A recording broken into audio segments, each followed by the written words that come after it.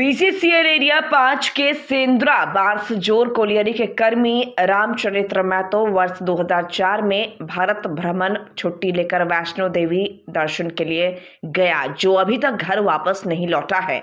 इसके बाद परिजन जम्मू जाकर खोजबीन किया और स्थानीय थाना में गुमशुदगी दर्ज कराई। अखबारों में इश्तेहार तक प्रकाशित कराया गया था। इसकी जानकारी बीसीसीएल प्रबंधन को भी दी गई थी।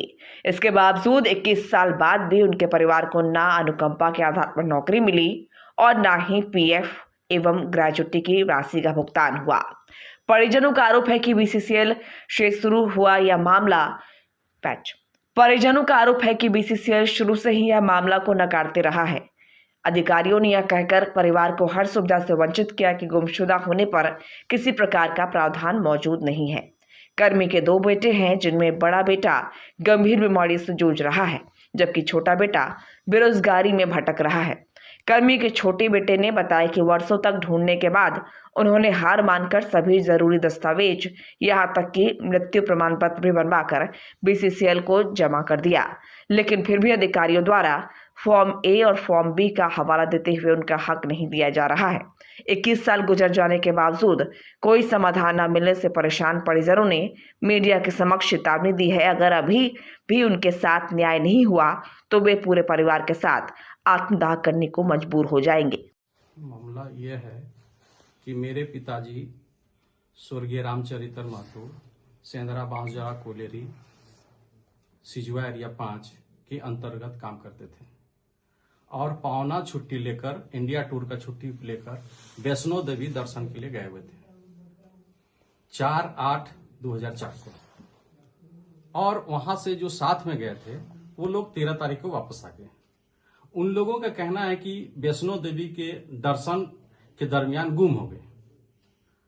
तो हम जो है उन लोग आने के बाद पुनः जो है खोजबीन के लिए चले गए वैष्णो देवी और वहां पर कटरा थाना में भी हम इंक्वायरी किए तो वहां भी एफआईआर दर्ज है रजिस्टर में। उसके बाद हम वहां खोजने के लिए वहां के अखबार में, जम्मू के अखबार में एड दिए ताकि मेरे पिताजी मिल सके। उसके बाद वहां से हम लोग निराश चले आए। निराश आने के बाद हम केंदुआडी थाना में 27/8/2004 को गुमशुदगीगत एफआईआर किए। उसके बाद वही एफआईआर कॉपी और मैनेजमेंट को सारा जानकारी दिए कि मेरे पिताजी इस तरह की घटना घटी है, तो इसलिए हमें एक सहायता किया जाए और नियोजन या पैसा जो भी बनता है हमको दिया जाए। परंतु बीसीसीएल तरफ से हमें जवाब आता है कि ऐसा कोई भी प्रावधान नहीं है कि बीसीसीएल कर्मी अगर गुम हो जाए तो उनके आश्रितों को किसी प्रकार का सहायता या खोजने में मदद की जाती है। तो हम बोले सर इस तरह का कैसा मदद किया जाता है, तो बोलता है कि एक डेथ में और एक अनफिट में। तो ठीक है, हमको वहां तक चिट्ठी मिला।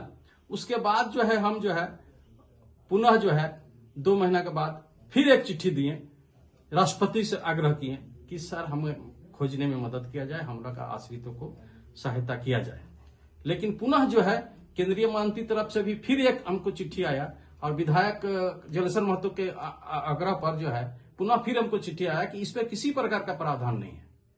तो हम लोग लाचार होकर जो है निराश हो गया। उसके बाद निरंतर जो है प्रत्येक साल प्रत्येक महीना बीसीसीएल को हर एक स्टेप पे हम लोग जानकारी देते आ रहे हैं। तो ये 20 में 18 में हम 7 साल बाद 2011 को कोर्ट में इनका मृत्यु के लिए आवेदन दिए, जिसका हमें कोर्ट से न्यायालय से आदेश मिला 2018 को।